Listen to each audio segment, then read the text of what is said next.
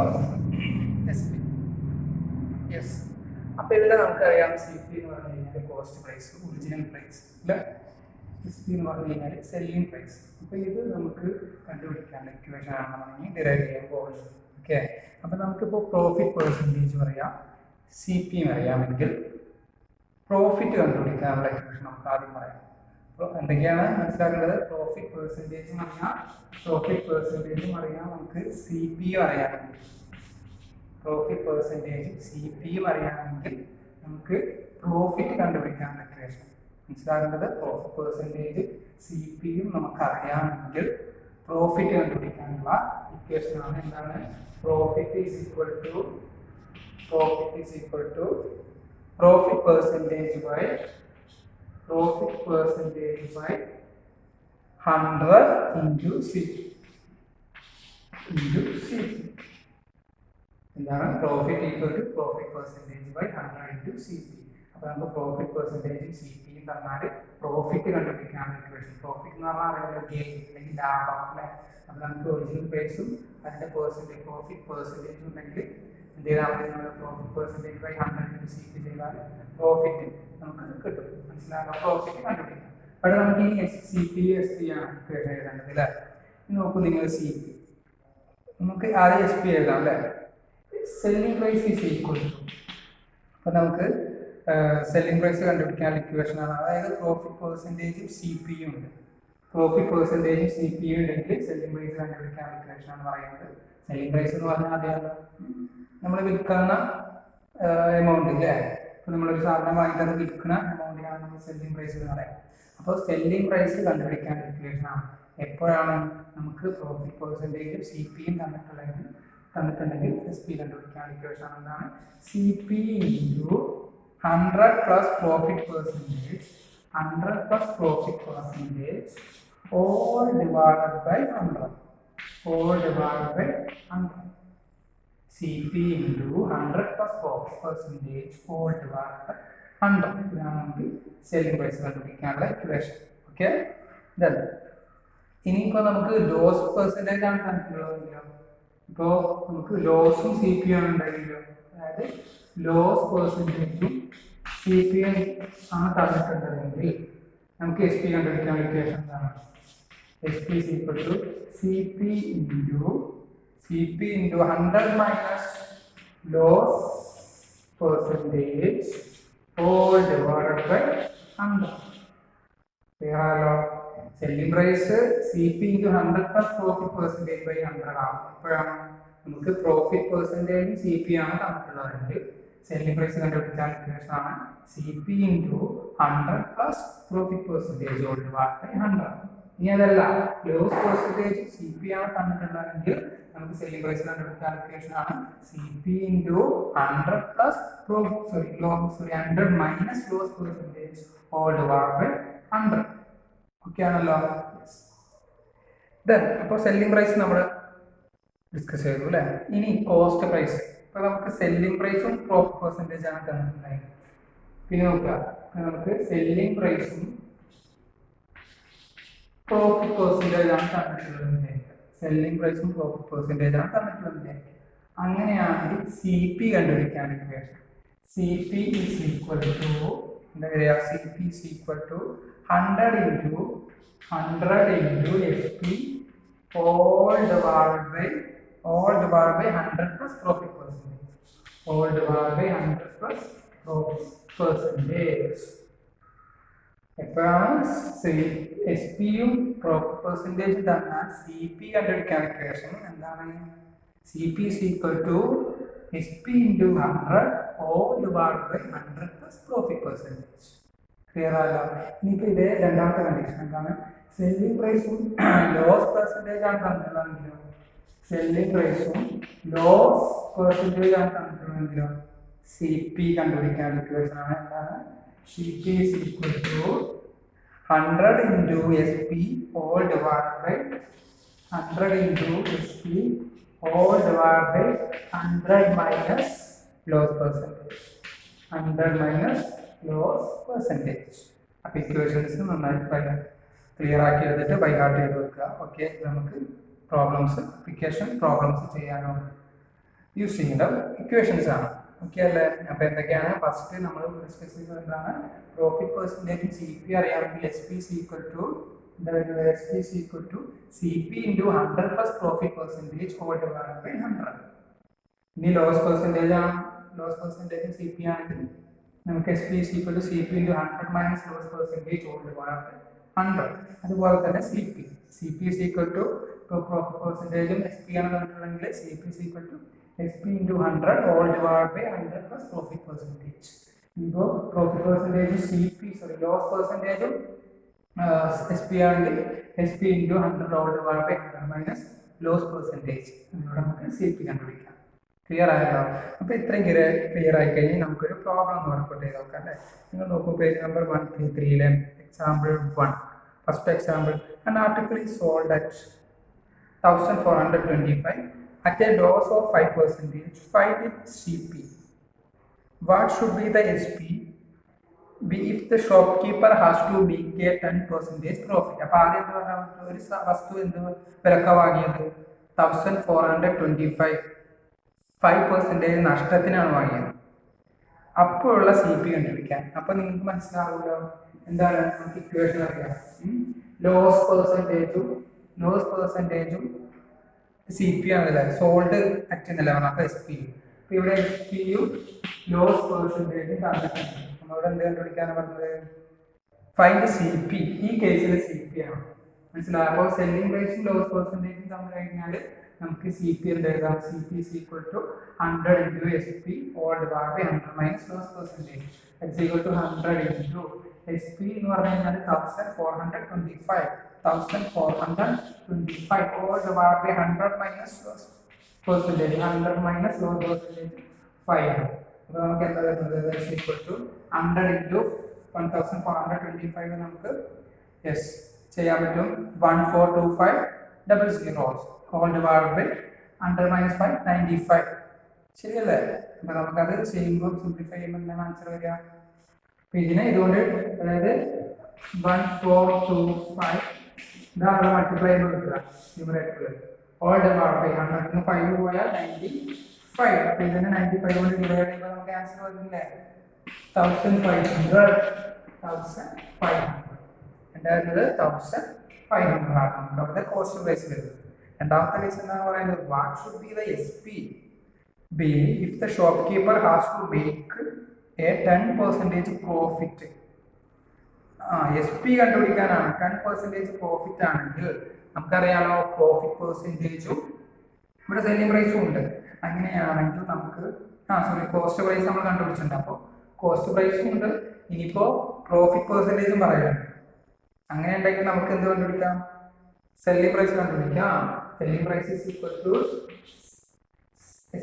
S P is equal to C P into 100 plus profit percentage whole divided by 100. ഇതാണ് equation. C P ഉണ്ട് നമ്മൾ കണ്ടുപിടിച്ചു. Profit percentage താല്പര്യം എന്താണ്? Yes 10%. അപ്പോൾ 10% പ്രോഫിറ്റിന് സപ്പോസ് ഇത് വിൽക്കാം. ഇപ്പോൾ കോസ്റ്റ് പ്രൈസ് ഒറിജിനൽ പ്രൈസ് കിട്ടി. ഇനി എന്ത് ചെയ്യണത്? 10% ലാഭത്തിന് വിൽക്കുകയാണെങ്കിൽ സെല്ലിംഗ് പ്രൈസ് എന്തായിരിക്കും? കണ്ടുപിടിക്കാൻ ഇക്വേഷനാണ്. പ്രോഫിറ്റ് പെർസെൻറ്റേജും സി പിയും ഉണ്ടെങ്കിൽ സെല്ലിംഗ് പ്രൈസ് കണ്ടുപിടിക്കാൻ ഇക്വേഷൻ ഉപയോഗിക്കാൻ മതി. ഒന്ന് ട്രൈ ചെയ്ത് നോക്കും. സി പിയുടെ കണക്ക് എന്താ കൊടുക്കേണ്ടത്? 1500 ഇൻറ്റു 100 പ്ലസ് പ്രോഫിറ്റ് പെർസെൻറ്റേജ് എന്താണുള്ളത്? ടൺ അല്ലേ? Yes ten. Whole divided by 100. അപ്പോൾ 1500 into 10. 100 plus 10 1 ton. 1 ton into 1500 whole divided by 100. ചെയ്തുകൂടാ? യെസ്. അപ്പോൾ ഇതിലെ സെല്ലിംഗ് പ്രൈസ് കണ്ടുപിടിക്കാം. അങ്ങനെ ട്രൈ ചെയ്ത് selling price yes 1650 1650. Okay.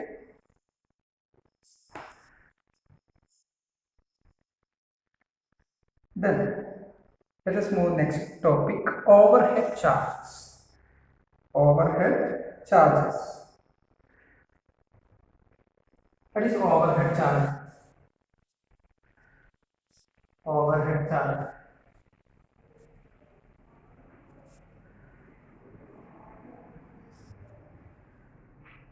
Sometimes the shopkeeper or the person may have to spend extra money like on repair or transportation of the article before selling. This extra money spent is called overhead charges.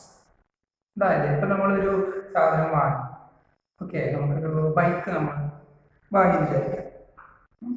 എന്നിട്ട് എന്ത് ചെയ്യും, നമുക്കത് വിൽക്കണം. അപ്പോൾ നമ്മൾ അതിന് കുറച്ച് മോടിയൊക്കെ വരുത്തി, കുറച്ച് പെയിൻ്റൊക്കെ അടിച്ച് ടയറൊക്കെ ഒന്ന് മാറ്റി നമ്മൾ എന്ത് ചെയ്തു, കുറച്ച് പൈസ അതിന് ചിലവാക്കി അല്ലേ? അതിനാണ് പറയുന്നത് ഓവർ ഹെഡ് ചാർജ്. മനസ്സിലായല്ലോ? അതിനാണ് പറയുന്നത് ഓവർ ഹെഡ് ചാർജ് എന്ന് പറയുന്നത്. അപ്പോൾ ആ ഒരു ടൈപ്പ് പ്രോബ്ലംസ് ആണ് നമ്മൾ ഡിസ്കസ് ചെയ്യാൻ പോകുന്നത്. മനസ്സിലായല്ലോ? ഓവർ ഹെഡ് ചാർജുമായി ബേസ് ചെയ്തിട്ടുള്ള പ്രോബ്ലംസ് നമുക്ക് ഡിസ്കസ് ചെയ്യാം. ഓവർ ഹെഡ് ചാർജ് എന്താണെന്ന് മനസ്സിലായത് അത് നിങ്ങൾ നോട്ട് ചെയ്യുക. Sometimes shopkeeper of the person may have to spend extra money like on repair or transportation of the article before selling it. Clear? This extra money spent is called overhead charge. This extra money spent is called overhead charge. Okay? This money is added to the cost price and the new amount is treated as the CP. മനസ്സിലായല്ലോ? അപ്പോൾ എന്ത് ചെയ്യും, ഇപ്പോൾ ഒരു bike നമ്മളൊരു second hand bike ഒരു 10,000 രൂപയ്ക്ക് വാങ്ങിയിരിക്കും. എന്നിട്ട് അതുമ്പോൾ കുറച്ച് ഒരു 2,000 രൂപയുടെ വർക്ക് നമ്മൾ എടുത്തു. അപ്പോൾ ഈ ഓവർ ഹെഡ് ചാർജ് 2,000 ആണ്. അപ്പോൾ പുതിയ CP, പുതിയ കോസ്റ്റ് പ്രൈസ് എന്തായിട്ട് മാറി? 10,000 + 2,000. മനസ്സിലായല്ലോ? അതാണ് നമ്മളിവിടെ ഡിസ്കസ് ചെയ്യാൻ പോകുന്നത്. ഓക്കെ, നിങ്ങൾ നോക്കൂ. Example 1. A man bought a car for 57,000 rupees. He spent 12,000 on it as repairs and sold it for 80,000. Find his gain. Find his gain percentage. That's profit percentage. Car എത്ര രൂപയ്ക്കാണ് വാങ്ങിയത്? 57,000 rupees. കാറിന്റെ വാങ്ങിയത്. A man bought a car for 57,000 rupees. He spent, അപ്പോൾ overhead charge, അതായത് overhead charge എന്താ വരുന്നത്? 12,000. He spent 12,000 on it as repair. മനസ്സിലായല്ലോ? And sold it for 80,000. അപ്പോൾ ഓവർഹെഡ് ചാർജ് എന്താ വരുന്നത്? 12,000. And sold it for 80,000 rupees.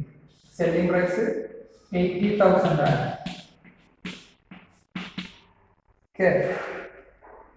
Find his gain. Mean gain പറഞ്ഞാൽ profit percentage. Find his gain percentage. Mean profit percentage. അപ്പോൾ നമുക്കറിയാം profit percentage കണ്ടുപിടിക്കാം.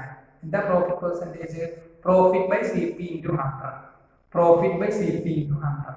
അല്ലേ? നമ്മളെ ഇക്വേഷൻ അതല്ലേ? But profit by CP into 100. അപ്പോൾ ഇവിടെ നമുക്ക് പ്രോഫിറ്റ് ബൈ CP. പ്രോഫിറ്റ് എന്താണ് നമുക്ക് കണ്ടുപിടിക്കണം. പ്രോഫിറ്റ് എന്താണ് നമുക്ക് കണ്ടുപിടിക്കണം. പ്രോഫിറ്റ് എന്താണെന്ന് കണ്ടുപിടിക്കാൻ നമ്മൾ എന്ത് ചെയ്താൽ മതി? Yes, CP. നമുക്കറിയാം പ്രോഫിറ്റ് ഈസ് ഈക്വൽ ടു ലാഭം എപ്പോഴും എങ്ങനെയാണ് കണ്ടുപിടിക്കുക? സെല്ലിംഗ് പ്രൈസ് ആയിരിക്കും കൂടുതൽ. അപ്പോൾ ലാഭം പ്രോഫിറ്റ് എങ്ങനെയാണ്? സെല്ലിംഗ് പ്രൈസ് മൈനസ് CP അല്ലേ? പ്രോഫിറ്റ് കണ്ടുപിടിക്കുക. ഇവിടുത്തെ സെല്ലിംഗ് പ്രൈസ് എന്ന് പറയുന്നത് 80,000 ആണ് അല്ലേ? സെല്ലിംഗ് പ്രൈസ് എന്ന് പറയുന്നത് 80,000 ആണ്. യെസ്, സെല്ലിംഗ് പ്രൈസ് 80,000 ആണ്. Minus CP. അടുത്ത CP എങ്ങനെ വരുന്നത്? CP എങ്ങനെ വരുന്നത്? ഒറിജിനൽ പ്രൈസ് എങ്ങനെ വരുന്നത്? 57,000 + 12,000 ഓവർഹെഡ് ചാർജും ആഡ് ചെയ്യണ്ടേ? ഓക്കെ, അവിടെ റിപ്പയർ വർക്ക് ചെയ്തില്ലേ? അപ്പോൾ അതും കൂടി ആഡ് ചെയ്യണം. അപ്പോഴുള്ളൂ നമ്മൾ മുന്നത്തെ ഇതിൽ പറഞ്ഞു, നോട്ടിൽ പറഞ്ഞു, amount is treated as CP. This money is added to the cost price and the new amount is treated as the CP. അപ്പോൾ നമ്മൾ എന്ത് ചെയ്യും? ഓവർഹെഡ് ചാർജും കൂടി ആഡ് ചെയ്യണം. അപ്പോൾ 57,000 ഉം 12,000 ഉം ആഡ് ചെയ്യുമ്പോൾ നമുക്ക് കിട്ടുന്നത് 69,000 അല്ലേ? അതാണ് CP വരിക കേട്ടോ. 69,000. ഇനി നമുക്ക് പ്രോഫിറ്റ് കണ്ടുപിടിക്കാം. അപ്പോൾ നമ്മുടെ സെല്ലിംഗ് പ്രൈസ് ഇതാണ്, CP ഇതാണ്. CP എങ്ങനെയാണ് വന്നത്? ഇതും നമ്മൾ ഓവർഹെഡ് ചാർജ് ആഡ് ചെയ്തിട്ടാണ് 69,000. അപ്പോൾ നമുക്ക് പ്രോഫിറ്റ് കണ്ടുപിടിക്കാം. Profit is equal to 80,000 minus 69,000. That is equal to 1,000. ഇതാണ് നമുക്ക് എന്ത് ചെയ്യാം പ്രോഫിറ്റ് കിട്ടും. അപ്പോൾ പ്രോഫിറ്റ് കിട്ടി. നമുക്ക് പ്രോഫിറ്റ് പെർസെൻറ്റേജ് ആണ് profit by C T into 100. അപ്പോൾ profit by C T into 100 എന്ന് പറയുന്നത് പ്രോഫിറ്റ് ഇവിടെ എന്താണ് 11,000 all divide by C T. C T എന്താണ്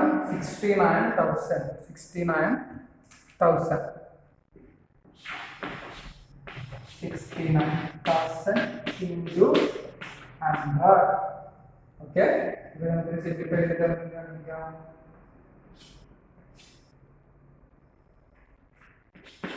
Okay, profit percentage into 100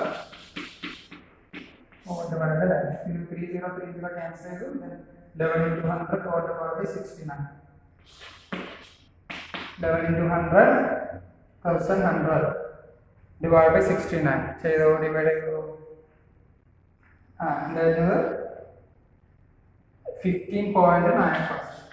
15.9%. Okay. Yes. Look at example 2, page number 134. Example 2. A man bought a house for 1,25,000 rupees. He spent 15,100 per and sold it at profit 12%.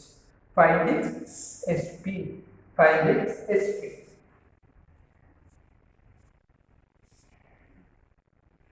ഒരു വീട് വാങ്ങി അല്ലേ, എത്രയായത് 1,25,000 rupees.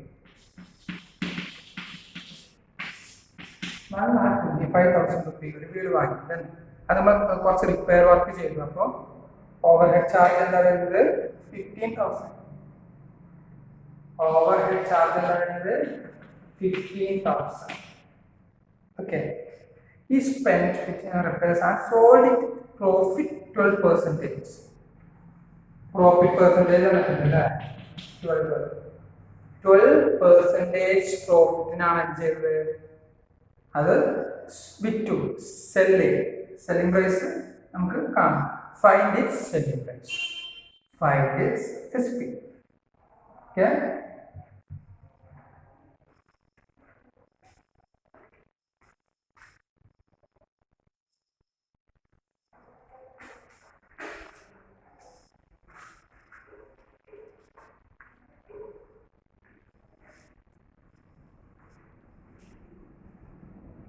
Selling price എങ്ങനെ കണ്ടുപിടിക്കും? Yes, നമുക്കറിയാം profit പെർസെൻറ്റേജും C P ഉണ്ടെങ്കിൽ S P കണ്ടുപിടിക്കാം. S P is equal to CP into 100 plus profit percentage all divided by 100. But ഇവിടെ നമുക്ക് ഇനി സി പി കണ്ടുപിടിക്കണം. സി പി എന്ന് പറഞ്ഞു കഴിഞ്ഞാൽ ഇവിടെ ഓവർ ഹെഡ് ചാർജ് പറയുന്നത് കൊണ്ട് സി പി എന്തായിട്ട് വരും, C P is equal to 1,25,000 plus 15,000. ശരിയല്ലേ? കാരണം ഇതായിരുന്നു കൂടുതൽ വാങ്ങിയത്, ബട്ട് പിന്നെ അതിന്റെ റിപ്പയർ വർക്കും കൂടി ചെയ്തു. അപ്പോൾ ടോട്ടൽ സി പി പുതിയത് എന്തായിട്ട് വരും 1,40,000. ശരിയല്ലേ? 1,40,000 റുപ്പിയായിട്ട് വരും സി പി. ഇനി നമുക്ക് എന്ത് ചെയ്യാം, സി പി ഇവിടെ കൊടുക്കാം, പ്രോഫിറ്റ് പെർസെൻറ്റേജ് ഇവിടെ കൊടുത്തിട്ട് നമുക്ക് എസ് പി കണ്ടുപിടിക്കാം. ഓക്കെ,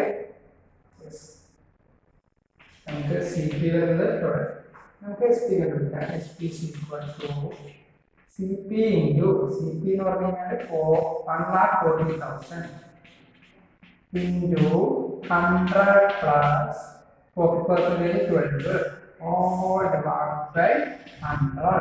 നമുക്ക് സിംപ്ലിഫൈ ചെയ്യാം അല്ലേ? 2 0 2 0 ക്യാൻസൽ ചെയ്യാം. 4,400 now 100 plus 12 ഇങ്ങനെ 2 ആഡ് ചെയ്യുമ്പോൾ ഒരു വാർഡ് 1. ഓക്കെ, അപ്പോൾ ഇത് രണ്ടും മൾട്ടിപ്ലൈ ചെയ്ത് കഴിഞ്ഞാൽ നമുക്ക് ആൻസർ കിട്ടില്ലേ? 2 മൾട്ടിപ്ലൈ ചെയ്ത് 1,400 into 112 2 മൾട്ടിപ്ലൈ ചെയ്ത് കഴിഞ്ഞാൽ നമുക്ക് ഈസി ആയിട്ട് ആൻസർ കിട്ടും. ഓക്കെ, എന്താ വരുന്നത്?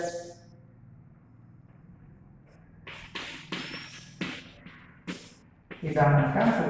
2 മൾട്ടിപ്ലൈ ചെയ്ത് നമുക്ക് കിട്ടുന്ന ആൻസർ യെസ് ക്ലിയർ ആയോ? ജസ്റ്റ് ഇക്വേഷൻ പറഞ്ഞു കഴിഞ്ഞാൽ നമുക്ക് വേറെ കണ്ടുപിടിച്ചിട്ട് ജസ്റ്റ് അപ്ലൈ ചെയ്ത് കഴിഞ്ഞാൽ ഈസി ആയിട്ട് ആൻസർ കിട്ടും. ഓക്കെ, അപ്പോൾ നിങ്ങൾ ഇതേ മോഡൽ ക്വസ്റ്റ്യൻസ് ഉണ്ട് എക്സസൈസ് 9.3 വർക്കൗട്ട് ചെയ്യുക. ഓക്കെ, ക്വസ്റ്റ്യൻ നമ്പർ 8, 7,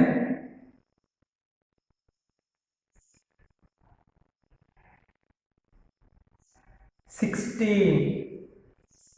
ഈ ക്വസ്റ്റ്യൻ നമ്പർ 16 നിങ്ങൾ അസൈൻമെന്റ് ആയിട്ട് ചെയ്യാം കേട്ടോ. ക്വസ്റ്റ്യൻ നമ്പർ 16 നിങ്ങൾ അസൈൻമെന്റ് ആയിട്ട് ചെയ്യാം. Okay, question number 16 exercise 9.3 question number 16. Okay, അത് നിങ്ങൾക്ക് എനിക്ക് സെൻഡ് ചെയ്യാം. The next topic. What is the topic? Yeah, simple interest. Simple interest.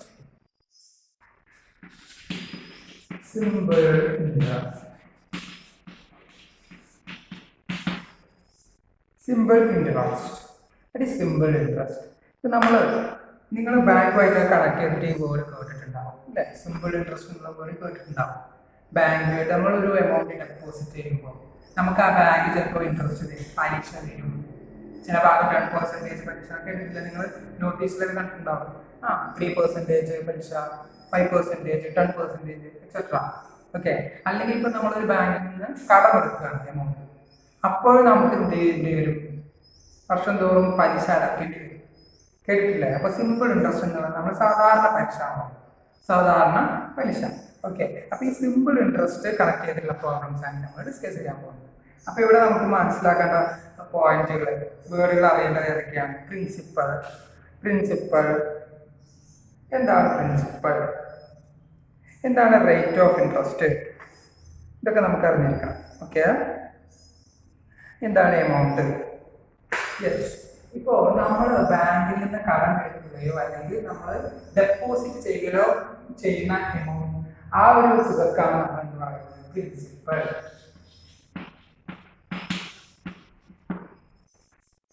എന്താ പറയുന്നത്? Yes, the money that we deposit is known as the principal, denoted by P.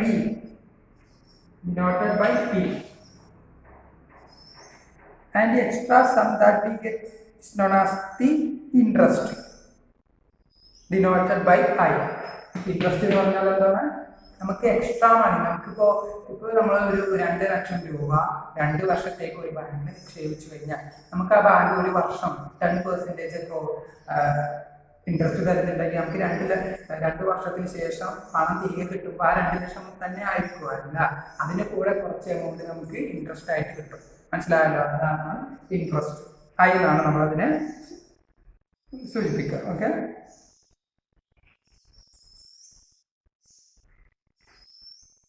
yes, the next the bank specify the rate at which the interest would be given. The rate is denoted by R, capital R. എന്താണ് rate എന്ന് പറഞ്ഞു കഴിഞ്ഞാൽ? Yes, ഇപ്പൊ നമുക്കൊരു example, the rate implies the interest on 100 rupee for 1 year. ഇപ്പൊ നമ്മൾ 100 റുപ്പീനെ കുറിച്ച് പറയുകയാണെങ്കിൽ 100 രൂപക്ക് ഒരു interest on 100 rupee for 1 year. ഒരു ബാങ്ക് നമുക്ക് എന്താ പറയുക, 100 രൂപ ഒരു വർഷത്തിന് 100 രൂപ നമുക്ക് ഇൻട്രസ്റ്റ് തരുന്നത്. ഇപ്പൊ 2000 രൂപ നമ്മൾ 2 വർഷത്തേക്ക് നമുക്ക് 2200 ആയില്ലേ? മനസ്സിലായില്ലേ? അപ്പോൾ ആ ഇൻട്രസ്റ്റ്, റേറ്റ് ഓഫ് ഇൻട്രസ്റ്റ് നമ്മൾ എന്താണ് സംബന്ധിക്കുന്നത്? ആർ എന്നാണ് ഉപയോഗിക്കുക. ചില ബാങ്കിൽ 10% പറയും, അപ്പൊ അവിടുത്തെ റേറ്റ് ഓഫ് ഇൻട്രസ്റ്റ് 10. ചില ബാങ്ക് 2%, അപ്പൊ അവിടുത്തെ റേറ്റ് ഓഫ് ഇൻട്രസ്റ്റ് 2. ചില ബാങ്ക് എന്താ പറയും 5%, അപ്പൊ അവിടുത്തെ റേറ്റ് ഓഫ് ഇൻട്രസ്റ്റ് 5. മനസ്സിലായല്ലോ? അപ്പോൾ നമുക്കിവിടെ ഇനി നമുക്ക് എന്ത് ചെയ്യാം? സിമ്പിൾ ഇൻട്രസ്റ്റ് പറയാം. എങ്ങനെയാണ് സിമ്പിൾ ഇൻട്രസ്റ്റ് ഇക്വേഷൻ വരുന്നത്? Simple interest is equal to P into R into T all divided by 100. അപ്പോൾ എന്താ ഇവിടെ P എന്ന് പറഞ്ഞാൽ പ്രിൻസിപ്പൽ, നമ്മൾ കടമെടുക്കുന്നത് അല്ലെങ്കിൽ ഡെപ്പോസിറ്റ് ചെയ്യുന്നതായിട്ടുള്ള ആ ഒരു തുകക്കാണ് നമ്മൾ എന്ത് പറയുന്നത്? പ്രിൻസിപ്പൽ എന്ന് പറയുന്നത്. ഇവിടെ R എന്ന് പറഞ്ഞാൽ റേറ്റ് ഓഫ് ഇൻട്രസ്റ്റ്. മനസ്സിലായോ? T എന്ന് പറഞ്ഞാൽ എന്താണ്? Time.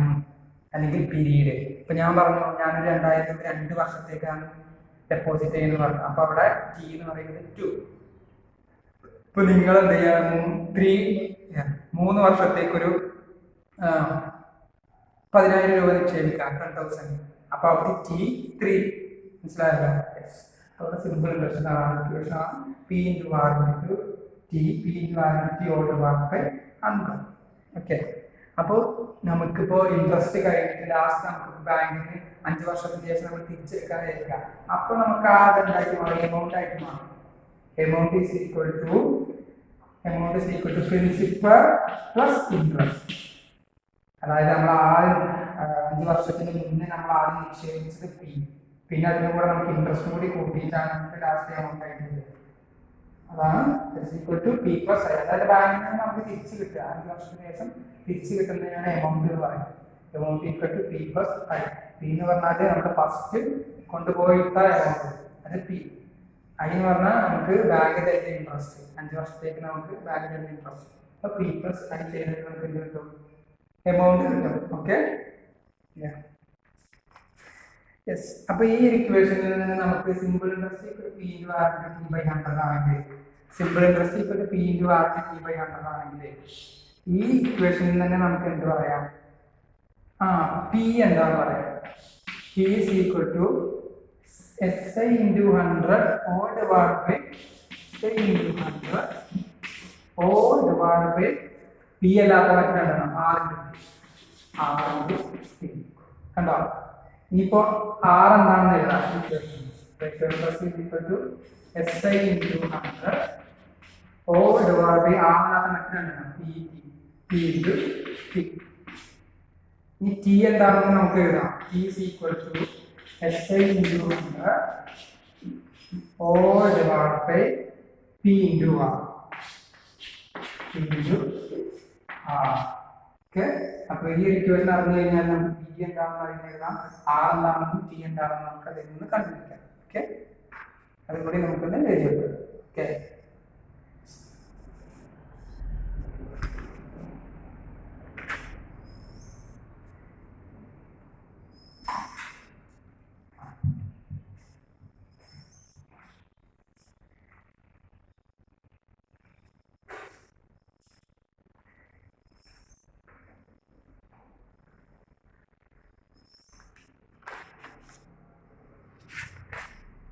Then mark your homework. Exercise 9.3, question number 1, 2 and 5. 1, 2 and 5. Then see you next class. Thank you.